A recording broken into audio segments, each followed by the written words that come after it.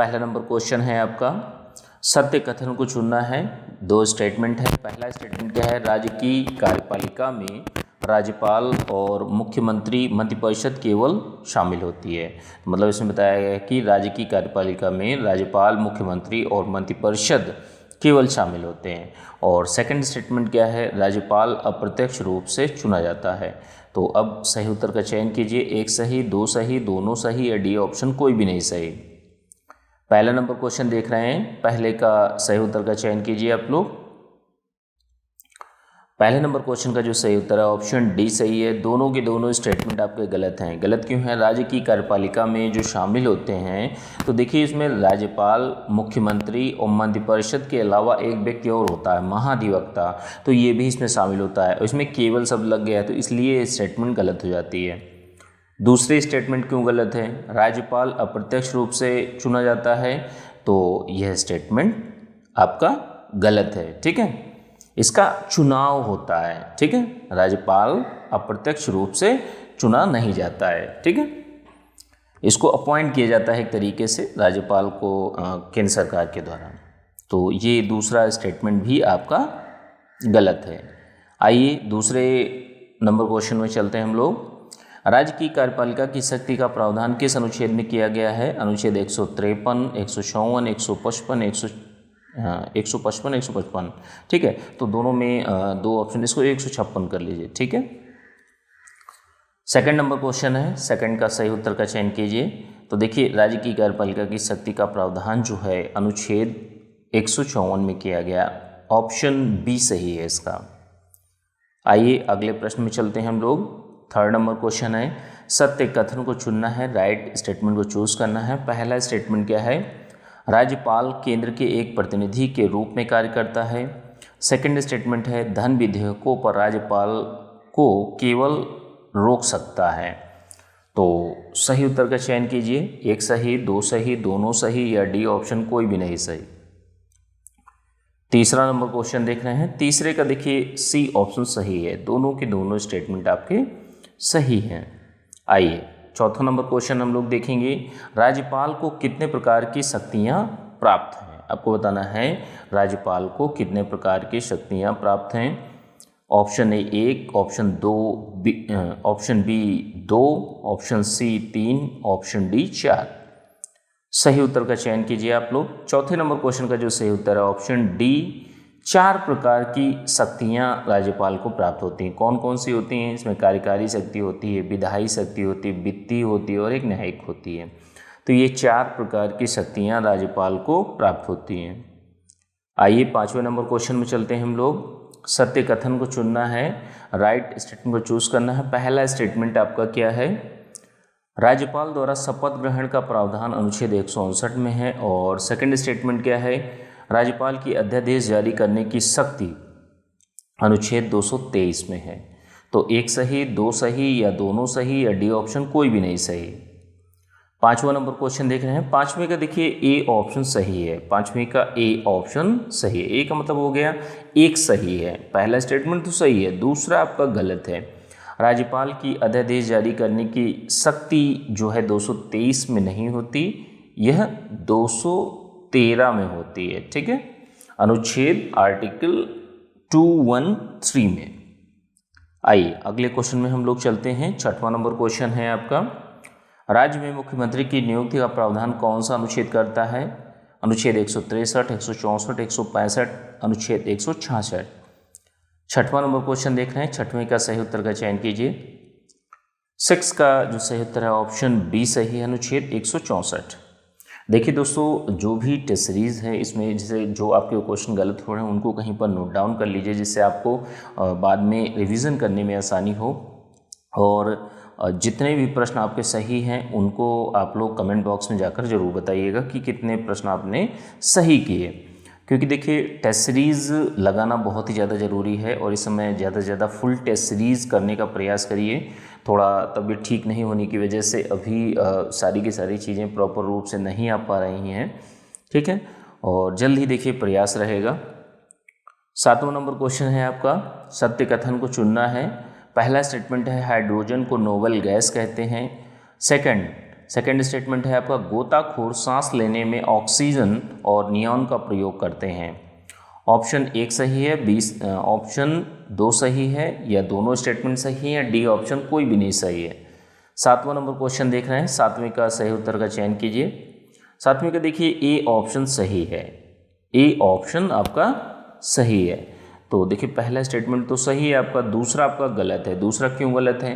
गोताखोर सांस लेने में ऑक्सीजन और नियॉन का प्रयोग नहीं करते हैं, इसमें ऑक्सीजन और ऑर्गन का प्रयोग किया जाता है। जो गोताखोर सांस लेने में जिस गैस का प्रयोग करते हैं वो उसमें ऑक्सीजन और ऑर्गन होती है। ठीक है, आइए अगले क्वेश्चन में हम लोग चलते हैं। 8वां नंबर क्वेश्चन है आपका, जल में कौन घुलनशील होता है? आपको बताना है जल में कौन घुलनशील होता है। ऑप्शन ए है carbon, option B nitrogen, option C ammonia, option D iodine. सही उत्तर का चयन कीजिए। 8वें का देखिए सी ऑप्शन सही है, अमोनिया है। ठीक है, जल में अमोनिया घुल जाता है, घुलनशील होता है। आइए अगले क्वेश्चन में चलते हैं। 9वां नंबर क्वेश्चन है, सत्य कथन को चुनना है। 2 स्टेटमेंट है। पहला स्टेटमेंट क्या है? नियॉन को स्ट्रेंजर गैस कहते हैं। दूसरा, लाल शैवाल जैविक नाइट्रोजन निर्धारण करने से संबंधित है। 1 सही, 2 सही, दोनों सही है, डी ऑप्शन कोई भी नहीं सही।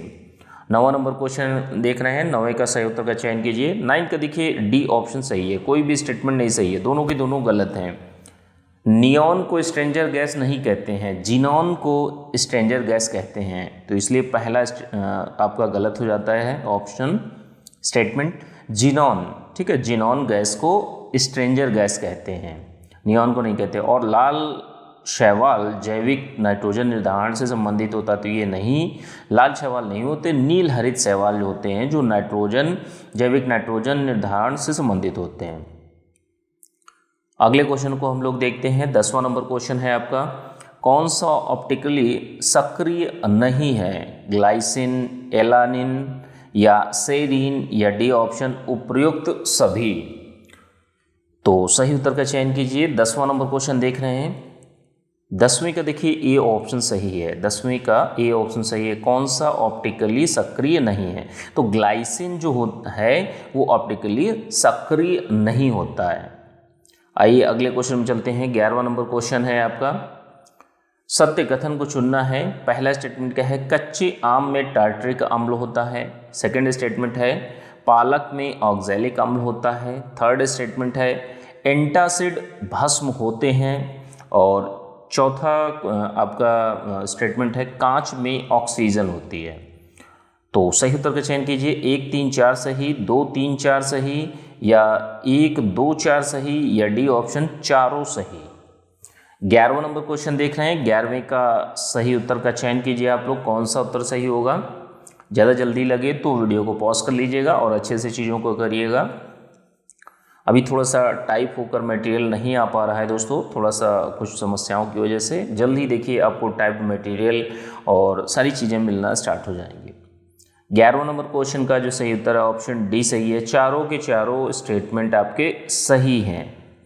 आइए अगले क्वेश्चन में चलते हैं हम लोग। 12वां नंबर क्वेश्चन है, इंडो आर्यन भाषा वर्ग के अंदर कौन सी उपभाषा वर्ग आता है? स्पेनिश, ताजिक, फ्रेंच या रशियन? कौन सा उत्तर सही होगा? 12वां नंबर क्वेश्चन देख रहे हैं। 12वीं का देखिए बी ऑप्शन सही है।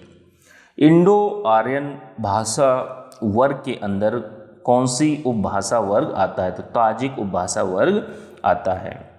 आइए अगले क्वेश्चन में हम लोग चलते हैं। 13 नंबर क्वेश्चन है आपका, सत्य कथन को चुनना है, राइट स्टेटमेंट को चूज करना है। पहला स्टेटमेंट क्या है आपका? मुगल काल में मीर बख्शी सैन्य विभाग का प्रधान था। और सेकंड स्टेटमेंट है मनसबदारी व्यवस्था के अंतर्गत 28 वर्ग थे, 28 वर्ग थे। तो ऑप्शन ए 1 सही है, ऑप्शन बी 2 सही है, या सी ऑप्शन दोनों सही, या डी ऑप्शन कोई भी नहीं सही। 13वां नंबर क्वेश्चन देख रहे हैं। 13वें का सही उत्तर का चयन कीजिए। तो 13वें का देखिए ए ऑप्शन सही है। पहला स्टेटमेंट तो सही है आपका, दूसरा आपका गलत है। मनसबदारी व्यवस्था के अंतर्गत 28 वर्ग नहीं थे, इसमें क्या था? 33 वर्ग थे। कितने थे? 33 वर्ग थे। आइए अगले क्वेश्चन में हम लोग चलते हैं। 14वां नंबर क्वेश्चन है, मुगल प्रशासन में मुहत्सिब क्या था? मुगल प्रशासन में बताना है आपको। मुहत्सिब क्या था? सेना का अधिकारी था, विदेश विभाग प्रमुख था, लोक आचरण अधिकारी था या पत्र व्यवहार अधिकारी था? 14 नंबर क्वेश्चन देख रहे हैं। 14 नंबर क्वेश्चन का जो सही उत्तर है ऑप्शन सी सही है, लोक आचरण अधिकारी था। मुहत्सिब किसको कहा जाता था? लोक आचरण अधिकारी को। आइए 15 नंबर क्वेश्चन को देखते हैं। 15 नंबर क्वेश्चन है, सत्य कथन को चुनना है, राइट स्टेटमेंट को चूज करना है। पहला स्टेटमेंट आपका क्या है? तंबाकू प्रयोग पर निषेध जहांगीर ने लगाया। और सेकंड स्टेटमेंट है, मनसबदारी का पद पैतृक नहीं था। तो दो स्टेटमेंट है, सही उत्तर का चयन कीजिए। एक सही, दो सही, दोनों सही, या डी ऑप्शन कोई भी नहीं सही। 15वां नंबर क्वेश्चन देख रहे हैं, 15वें का सही उत्तर का चयन कीजिए। 15 का देखिए सी ऑप्शन सही है, दोनों के दोनों स्टेटमेंट आपके सही हैं। 16 नंबर क्वेश्चन है, किस शासक ने शाहरुख नामक चांदी का सिक्का चलाया? अकबर, बाबर, हुमायूं, शाहजहां? कौन सा शासक था जिसने शाहरुख नामक चांदी का सिक्का चलाया? 16वां नंबर क्वेश्चन देख रहे हैं। 16वें का जो सही उत्तर है ऑप्शन बी सही है, ठीक है, बाबर ने चलाया। 17 नंबर क्वेश्चन है आपका, सत्य कथन को चुनना है। पहला स्टेटमेंट क्या है? चित्रकला की मुगल शैली का आरंभ जहांगीर के शासनकाल में हुआ। और सेकंड स्टेटमेंट है, दास्ताने अमीर हमजा का चित्रांकन अबुल हसन ने किया। तो ऑप्शन आपके एक सही है, दो सही है, ऑप्शन सी 1 2 सही है, या डी ऑप्शन कोई भी नहीं सही। 17 नंबर क्वेश्चन का जो सही उत्तर है ऑप्शन डी सही है, ये कोई भी स्टेटमेंट नहीं सही है। क्यों नहीं सही है? चित्रकला की मुगल शैली का आरंभ जहांगीर ने नहीं किया था, यह किसने किया था? हुमायूं ने किया था। और दूसरा स्टेटमेंट क्यों गलत है? दास्ताने अमीर हमजा का चित्रांकन अबुल हसन ने नहीं किया था, यह अब्दुस समद थे एक व्यक्ति, उन्होंने किया था, अब्दुस समद। तो आइए अगले क्वेश्चन में हम लोग चलते हैं। 18 नंबर क्वेश्चन है आपका, अकबर के शासनकाल में ध्रुपद गायकों में कौन सम्मिलित थे? ऑप्शन पहला तानसेन, दूसरा हरिदास, तीसरा सूरदास, चौथा बिलास खां। ऑप्शन आपके 1 2 सही है, ऑप्शन बी 2 3 सही है, ऑप्शन सी 1 2 3 सही है, या डी ऑप्शन चारों सही है। 18वां नंबर क्वेश्चन देख रहे हैं। 18वें का ए ऑप्शन सही है, पहला और दूसरा शामिल थे ध्रुपद गायकों में, ये दो बाद के नहीं शामिल थे, ठीक है। 18 का ए ऑप्शन सही है। आइए अगले क्वेश्चन में हम लोग चलते हैं। 19 नंबर क्वेश्चन है, मुगल काल में किस महिला ने ऐतिहासिक विवरण लिखे? नूरजहां, जहांरा बेगम, गुलबदन बेगम, या जबरुन्निसा बेगम? देखिए कौन सा उत्तर सही होगा।